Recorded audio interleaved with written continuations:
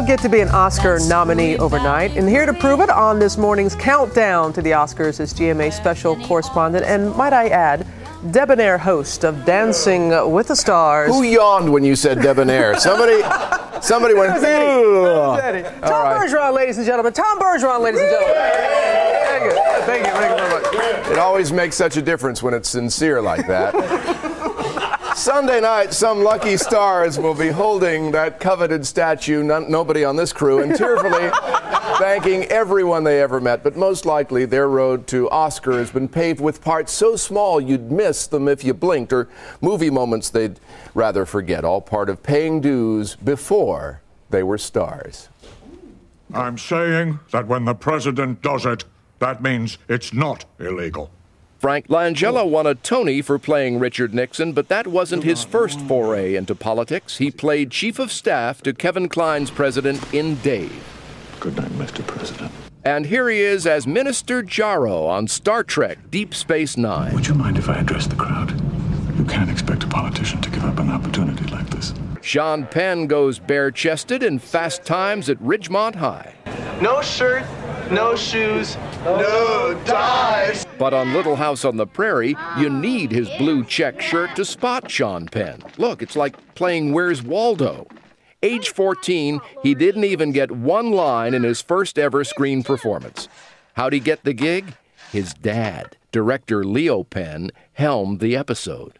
Working with your dad, always a good bet in Hollywood. Here's little Angelina Jolie, 8 years old, in Dad John Voight's film, Looking to Get Out. That's why they have the tall buildings in New York City. Daddy goes there all the time. Doubt nominees Philip Seymour Hoffman and Amy Adams seem to have explored the seamier side of life before joining the church.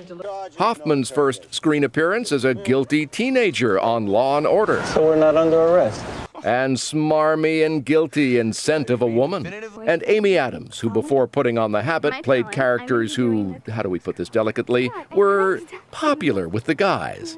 As a beauty pageant contestant in Drop Dead Gorgeous. And how could we forget Psycho Beach Party? This is a manhunt.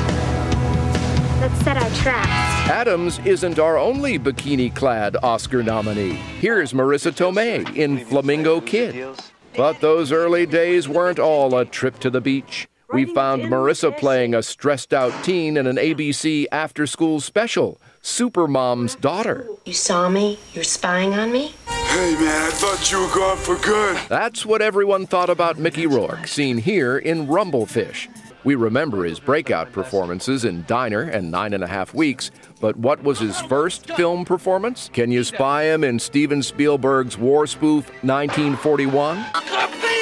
And here, in another famous flop, Heaven's Gate. Robert Downey Jr.'s part in Up the Academy is so small, we weren't even sure it was him. Like his best pal George Clooney, Brad Pitt's resume is a potpourri of 80s television. A preppy with Johnny Depp on 21 Jump Street. Playing the babysitter's boyfriend on 30-something. Bernard, this is Mr. Stedman. Hi.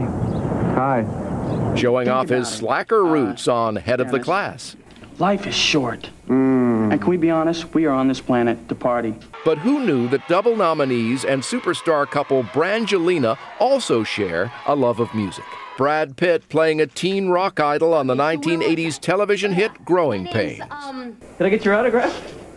Yeah, no problem, man. You know, it's nice to have fans your age. And here's Angie tearing up the screen in this Meatloaf video. Rock and roll dreams come through. There's always something magic. There's always something.